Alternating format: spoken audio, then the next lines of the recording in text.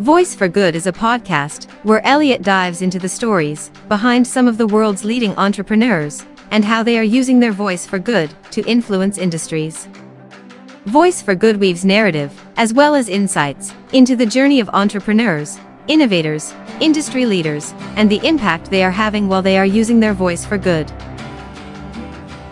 And welcome to another episode of Voice for Good. And this is season 2, and we've been exploring confidence.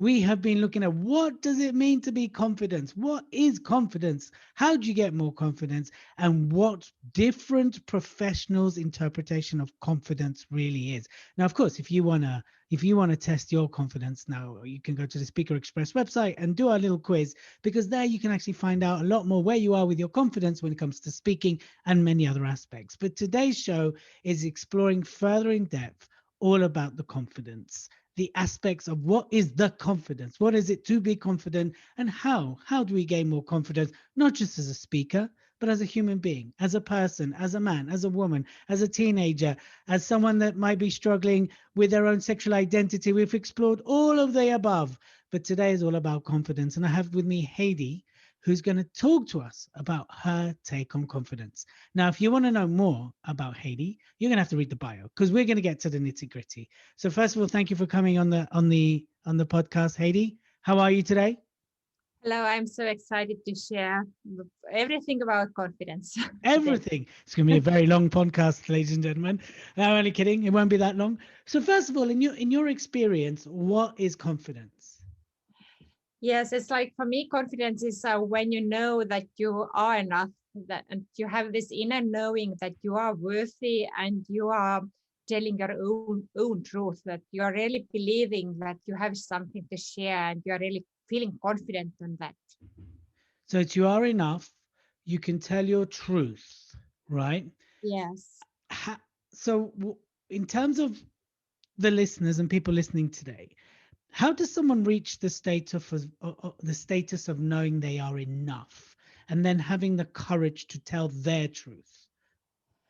Yes, it's like for me, it has been a journey. I was really shy. I can remember myself from school. I was really sensitive, shy girl, Mm-hmm. and it took me like decades, like to be really confident. So it's like really, I have a long personal story about confidence. But my first thing is actually to find something that you really, really like to do, and you will be confident in one area in your life, like Mm-hmm. and then you can with the help of this area you can change also the other areas of your life. Okay. So Yes. so if you hone in and you find one area you're confident in, right? So let's say, I mean, is there more depth to that? I mean, if I'm great at playing marbles, I'm confident with marbles. Does that mean I can then take that very same confidence with playing marbles into other areas of my life? Is that what you're saying here? Yes, like I started my business like 4 years ago, and I was really shy. I even have my YouTube channel has some videos from 4 years ago. I was so Uh-huh. shy, and Yes. I was so shy on camera and video, and but I knew that I have a lot of and only courage took me out to be visible, and this was because I had like this bigger why I'm doing that, because I saw that I'm really confident in one area of my life, and this is like I get really great results for people, like. And I was so open to tell people that I am so confident that I can actually help you get over this, because I have done it with myself, like. Hmm. So I had this one area I was really confident. I still had struggles with other areas, like, but this one area I was really confident that I could do something to change my own story. And so I had this confidence actually to do other scary things like this Facebook Live or video. Okay, so you went from shy. So you took this area you're very confident in, and you moved it across, and that gave you, the ability to do other things like jump on Facebook and do your videos, and of course launch your business, which is now 4 years old. So congratulations on that. How Yes. does someone take confidence from one area in their life and move it across. Yes, it was like for me, I started my business, and I started my business not because I had huge dreams about like money or and like wealth, but because I wanted to help kids and moms. I am a mom of four myself, like, Hmm. and I was a mom of four kids when I started my business, and I it really made a huge difference to my own life to really balance my own life, like Hmm. around and inside me. So I thought that, oh, I could do something like this for myself and my family. And then I felt this, I want to help others, like. Hmm. So I just went through the fear and started to become visible. Yes. So it's like it's just a decision to think, why are you doing it? Why you need this courage? And what happens when the things are not perfect, like. Yeah. Because sometimes I was like, I wanted everything to be perfect when I started. So I wanted to have like this awesome video set, video camera, everything like working like high end, like in my tech things. But now I'm mostly using my phone and laptop to do any business, and I'm running a really successful business, like so in two languages. So it's like I over thought so many things when I started. Okay, so one of the ways to find more confidence is to stop overthinking, Yes. and one of the ways to move things across from one area to another, again, is to stop overthinking. And is there also the element of letting go of perfection? Yes, it's like the first things are like find your why. Why are you doing those things? What is your why? Why you want to do those things? And for me, it was also like do only what is easy. Like I found that the most easiest thing for me is actually do like Facebook lives and videos. Like I love video Mhm. content. And the third tip is actually do only what you love and delegate all the other stuff. So Okay. it was also like I didn't want to become an expert in all fields in my business or life. Like, so I just made a decision like, okay, I want an easy life. I have four kids, like the youngest was 2 years old when I started. So I wanted easy business, and I just wanted to help people. And the, the least I could give is actually just do those Facebook lives and videos and webinars, like. Okay. So what are some of the, besides letting go of overthinking, right, and letting go of perfection, for people listening, maybe they're a bit scared to get in front of the camera, to get in front of, do Facebook Lives, launch their business. Maybe they think, oh, it's hard work. I'm a mum too, and we have kids. How am I gonna have the energy? What are some of the ways you, besides just going through the fear, which is one way, that some people can face the challenges they might be facing in terms of building up their confidence? So you mentioned finding your why as well. Um, so there's some really interesting, juicy stuff coming through here. But is there anything practical that you can suggest people can do to up their confidence game? Mhm. My tip was also like that I really loved dreaming as a kid, and I dream now like daily, like, and this dreaming is really, really a huge benefit actually. So you can say it is visualizing, dreaming, whatever you want to put it, like, it's like just love that designing with the reality in mind. So what I really want to say that is you need to have this bigger picture of what you want and start those baby steps and dare to be average. Like you don't need to be like top performer. Like I was starting, and I really, like, I think the first 2 years I had this kind of imposter syndrome. Like I was like, they really like it. I don't have this perfect English, but people just love me. They send me like, wow, you're so awesome, I love what you are sharing.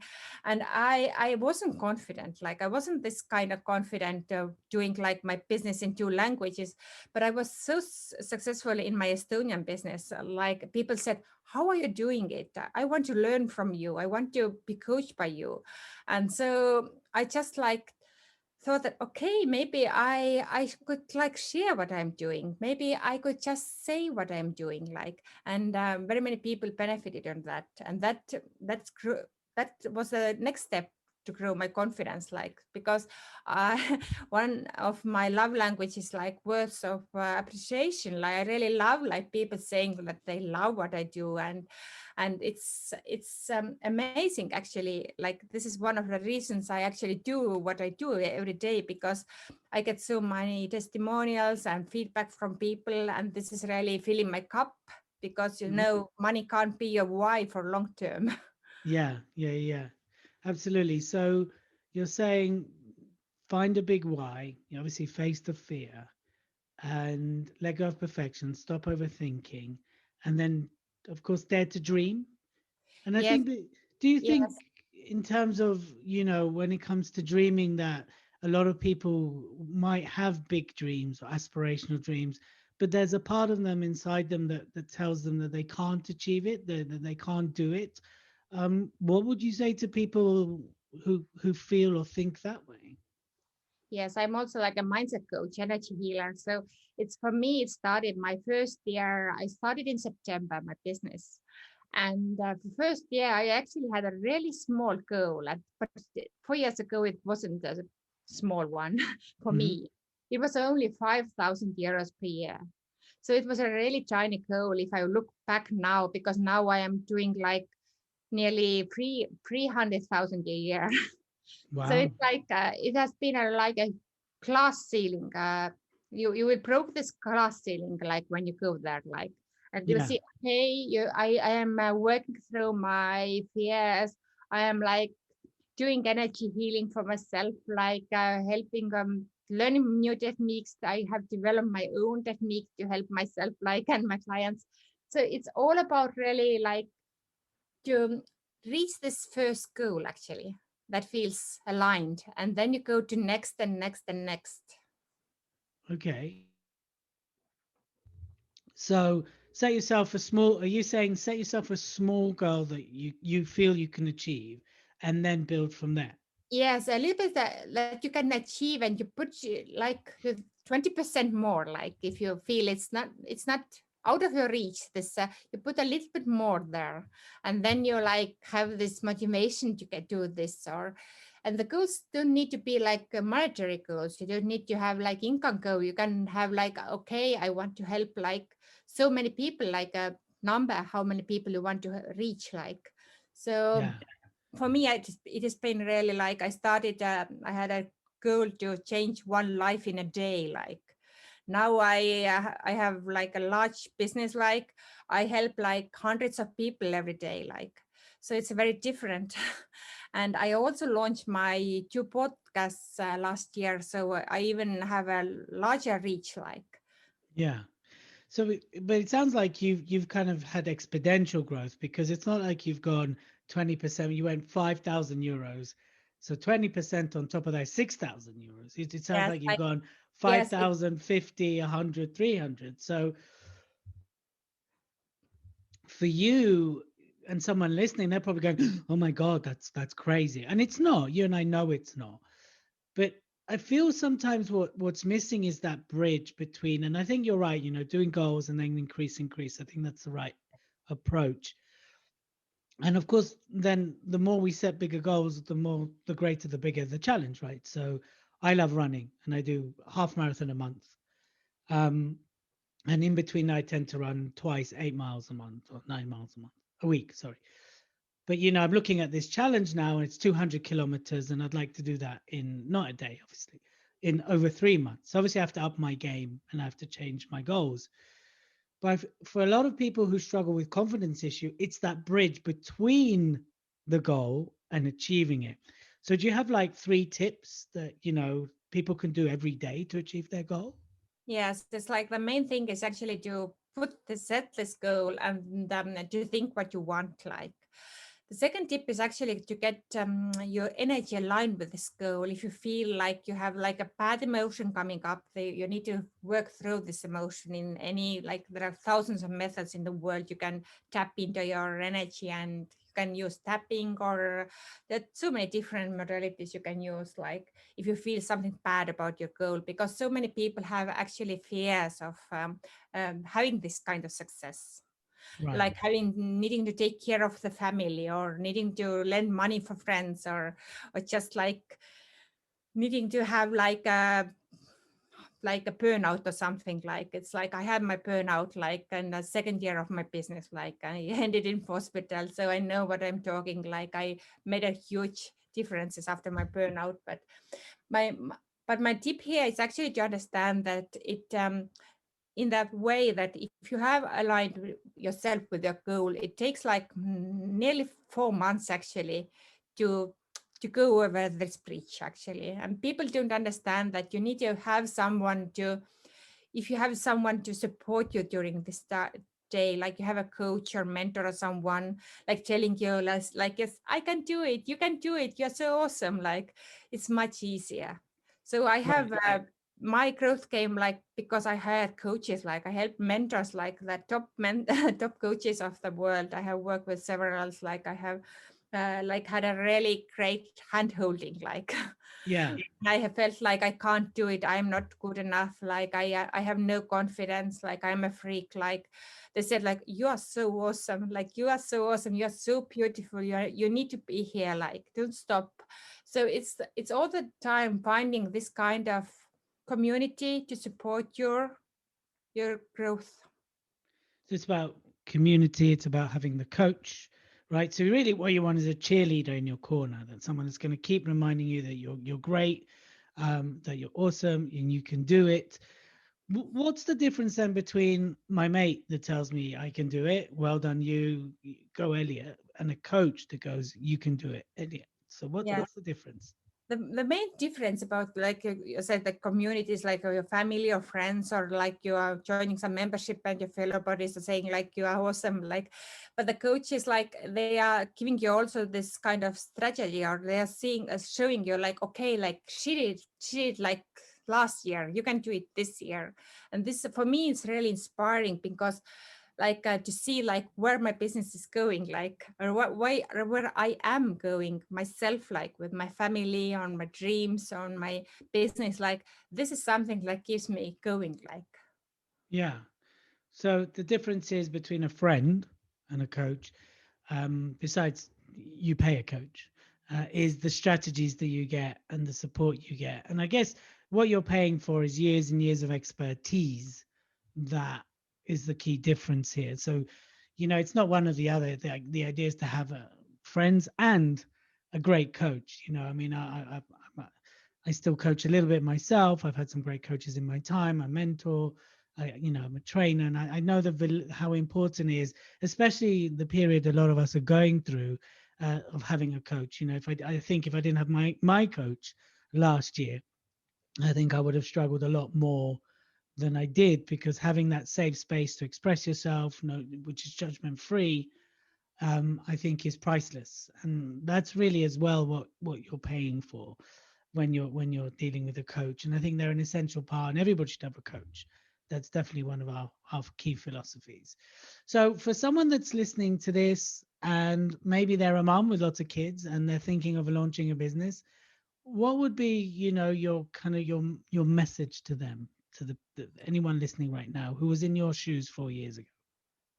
It's like I would say start your plan, like share your story, and you will attract the rare people who love you. Like there are so many people just now, and they're out there who could be in better place because of you. Like if you have like energy actually to do this, and you have like you are feeling that this could be something for you, I would really give it a try. Like give it just a try, like play with this, like it's just a like I am trying it out, like how can I do it.